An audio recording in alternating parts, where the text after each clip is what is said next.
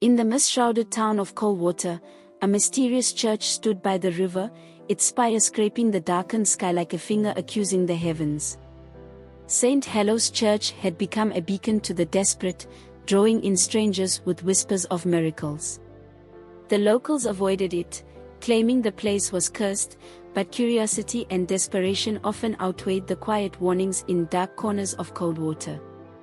Inside St. Hallow's, the church's pastor, Father Ephram, was a towering man with icy blue eyes and a voice like velvet that caressed the spirit. But behind the warmth and kindness he exuded, his heart was as cold as the river from which he drew his power. The river itself was a source of mystery, winding through the town like a dark vein. The waters moved strangely, often flowing with eerie calm, as if hiding secrets beneath its surface. Those who looked too long would feel a strange pull, an almost hypnotic draw into its depths. They said that in the dead of night, the river spoke in whispers that only Father Ephram could understand. Father Ephram began his ritual late each night, under the shroud of darkness. As the clock struck midnight, he would go to the river's edge, murmuring ancient words. The waters would ripple, rising up like sentient tendrils, wrapping around his hands and seeping into his skin. It was in those moments that he felt a rush of raw, ancient power, filling him with an energy that made him invincible. On Sunday mornings, the church was always full. Father Ephram welcomed his congregation with a smile, offering them bread, fresh fruit, and stews that tasted too rich to be from the meager donations of the small town. A gift from God, he would say, for all who gather here. The church members ate hungrily, unaware that each bite they took bound them tighter to him. Father Ephram had a purpose. Every month, he chose one of his members for a special blessing. This chosen member would be led to the river under the pretense of baptism, yet as they knelt in the shallows, Father Ephram would place his hands upon them, forcing their heads under the water, ignoring their desperate struggles. As they drowned, he would feel the river's power surge within him, filling him with energy for another month. As his congregation grew, so did his hunger for power. The river demanded more sacrifices, and Father Ephram obliged, growing bolder with each victim. Yet, with every ritual, strange rumors began to ripple through the town, of ghostly figures walking along the riverbank at night, and voices echoing from the church, voices of those who were no longer among the living. One cold winter night, a young woman named Clara, who had come to Coldwater in search of answers after her brother vanished, decided to investigate. Clara had sensed something was wrong the first time she attended St. Hallow's, feeling an oppressive weight in the air. Determined to find the truth, she snuck into the church after dark, hiding in the shadows as Father Ephram prepared for his midnight ritual. She watched in horror as he murmured strange words, and the river waters seemed to come alive, swirling like living things. Then she heard them, the voices of the lost, whispering warnings, crying for release. And in that moment, she knew what she had to do. Clara left Coldwater, returning with a group of townspeople armed with torches and a righteous fury. They stormed the church, dragging Father Ephram to the river as he cursed and fought. But it was too late. They forced him into the waters, where he vanished beneath the surface. As the townspeople watched, the river's surface calmed, a silence settling over the land. From that day, the church doors remained closed, the waters ran still, and Coldwater fell back into a sleepy peace. But some say, if you listen closely at midnight, you can still hear Father Ephram's voice, whispering from the depths, waiting for his next chance to rise. Months passed since Father Ephram had disappeared into the depths of the river, and the town of Coldwater returned to an uneasy calm. Yet something still lingered. Whispers spread that the curse of St. Hallow's had not truly died with him. Strange things began to happen near the church.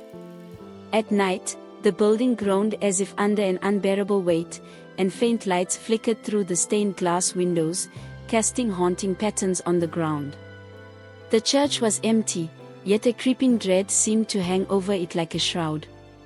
Locals avoided the building, crossing themselves whenever they passed, and children dared each other to walk up to the doors, though none ever made it. One of the first to notice something was wrong was Clara. After returning to Coldwater, she tried to settle back into her life, but peace eluded her. She had vivid nightmares of drowning, of hands pulling her down into the black water. And, sometimes, in the dead of night, she swore she heard Father Ephram's voice, whispering her name with promises of power if she returned to the river. One evening, Clara felt compelled to visit the church. She tried to resist, but a strange force tugged at her, and against her better judgment, she found herself drawn to St. Hallow's.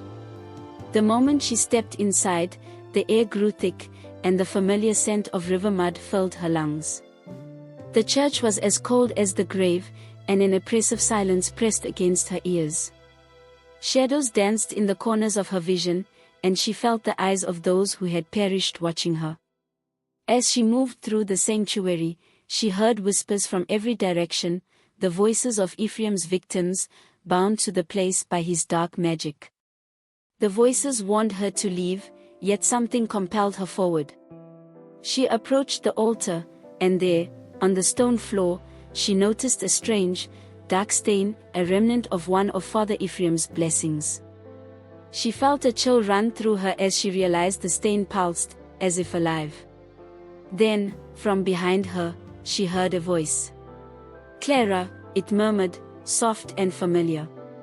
She spun around, and there he stood. Father Ephram, his figure translucent, his eyes as cold as the river. He extended a hand toward her, his spectral form flickering like a candle about to go out. His voice was calm, almost soothing, yet laced with the promise of something dark. "You were always meant to return," he said, his words twisting through her mind like tendrils of smoke. "The river still calls. You're bound to it now, like the rest of them. All it needs is a final gift." As he spoke, Clara felt a strange urge to walk to the riverbank, but she fought against it, her mind racing. She realized that Father Ephram's spirit was using her connection to the church to strengthen himself, to make his way back into the world. He wasn't truly dead, he was trapped, feeding off the lingering magic in the church, desperate to be released. Desperate, Clara turned to the townspeople for help once more. She told them of Father Ephram's ghost, of the dark force still lurking in St. Hallow's. Together, they devised a plan.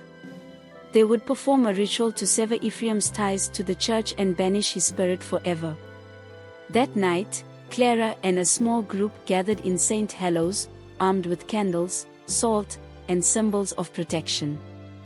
As they began, the temperature dropped, and a fierce wind howled through the sanctuary.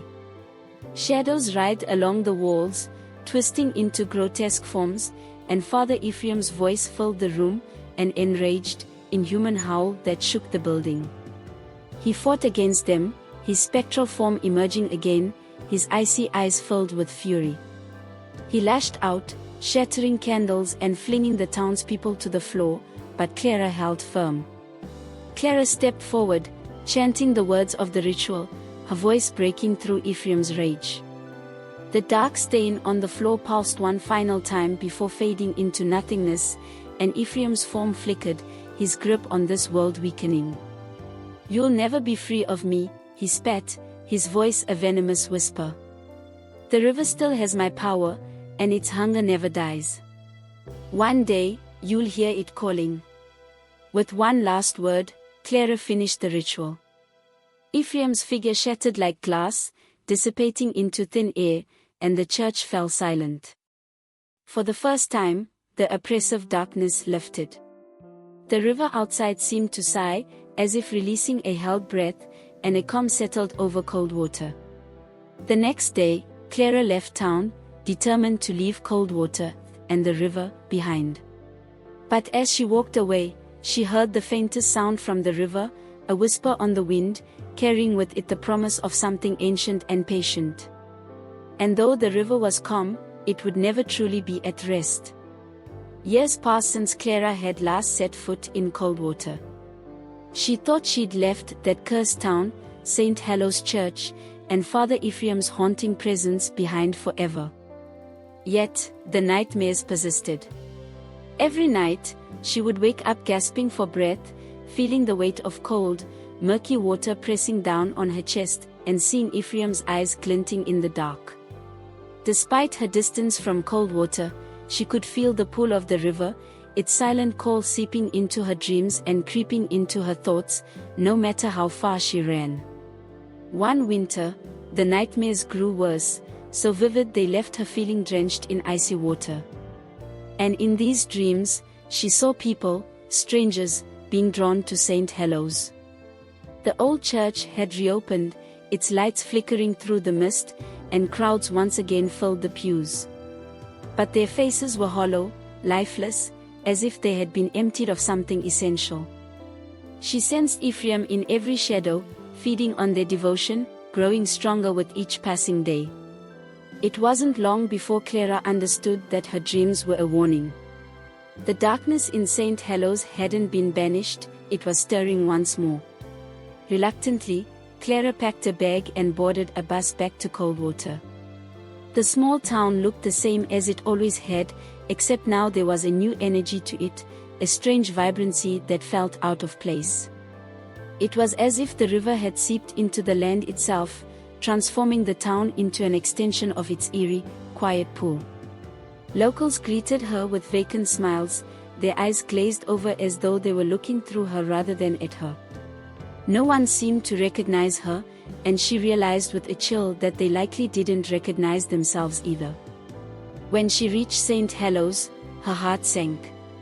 The church had been restored to its former glory, every inch of it cleaned and polished as if it had never been abandoned. New stained glass windows gleamed in the pale winter light, depicting scenes of salvation, while fresh candles burned on the altar. But what struck Clara most was the large stone font in the center of the sanctuary, filled with water from the river itself. She shivered, sensing the power radiating from it, and she knew then that Father Ephram had found a way to continue his rituals even in death. As she examined the font, a voice echoed through the sanctuary. "You've come back, Clara," it said, soft and sinister, winding through the air like smoke. She turned to find the ghostly figure of Father Ephram standing before her, his eyes brighter and colder than before. But he was different now, more substantial, almost solid. "You thought you could leave," he murmured, his voice filled with a dark amusement. "But you are bound to the river, just as I am. You're the last link in the chain, Clara. Without you, I can never truly return." Clara took a step back, her heart pounding. "You're trapped," she spat, trying to sound defiant. "You're nothing more than a shadow, tethered to this place." Ephram only smiled, a thin, cruel smile. "Am I?" he asked, gesturing around him. "Look at them. The townsfolk, the new congregation, all of them are part of me now. I've fed on their devotion, their desperation. Every prayer, every chant, every drop of water in this font, each one strengthens my grip on this world." Desperation gripped Clara. She realized that her only hope of stopping Ephram was to sever his connection to the river completely. But the river was everywhere in Coldwater, it ran through the land, the people, the very foundation of the town. She would need to break his influence on the people first, to weaken him enough to confront him one final time. Over the next several days, Clara worked tirelessly to warn the townspeople, telling them the truth of Father Ephram and the river's dark power. But their eyes were dull, their expressions blank, as if they were under a spell. They would listen, nod, then return to the church each Sunday, as if drawn by an invisible force. She realized she needed something more powerful than words, a sign that would shock them out of Ephram's grip. So, one stormy night, she returned to St. Hallow's alone, determined to destroy the stone font that held the river water, the source of Ephram's influence. She knew it would be dangerous, but there was no other way. Armed with only a hammer and a bottle of blessed salt, she entered the sanctuary, her heart pounding. Shadows twisted around her, and she could feel Ephraim's presence, watching, waiting. As she approached the font, Ephraim's voice filled the air. "Stop," he commanded, his voice a furious hiss. "You belong to me, Clara. The river calls for you." Ignoring his words, she lifted the hammer and brought it down on the stone font with all her strength. The first strike cracked the stone, and water began to trickle out, thick and dark. As she struck again, the water spilled over, hissing as it touched the floor, filling the sanctuary with an acrid, rotting stench. She felt Ephraim's fury like a storm around her, the shadows in the room twisting and writhing as his spirit howled in rage. But Clara kept going, shattering the font until it collapsed in a heap of broken stone and fetid water. She scattered the blessed salt over the remains, murmuring a prayer, and in that instant, she felt the oppressive darkness lift. The air grew lighter, and the shadows receded, leaving the sanctuary in silence. Suddenly, the townsfolk began to awaken from their daze. Those who had gathered outside, drawn by the noise, looked around in confusion, as if seeing the church for the first time. They blinked, their eyes clear, their expressions bewildered and afraid. Father Ephraim's voice echoed once more, weaker now, a fading whisper. "You can destroy my vessel, but you can never destroy me. The river will remember, Clara. The river always remembers." And with that, he was gone. The sanctuary grew quiet, the cold grip of the river finally broken. The townsfolk left the church that night, and for the first time in years, the doors of St. Hallow's remained closed. Clara left Coldwater the next day, knowing she had done all she could to sever Ephraim's hold. But even as she boarded the bus and watched the town fade into the distance, she couldn't shake the feeling that something still lurked beneath the river's surface, waiting. Ephraim's final words haunted her, and sometimes, in the dead of night, she would wake with a start, feeling the faintest trace of cold water on her skin. And she knew, deep down, that Coldwater's peace would only last until the river found a new voice to call its followers home.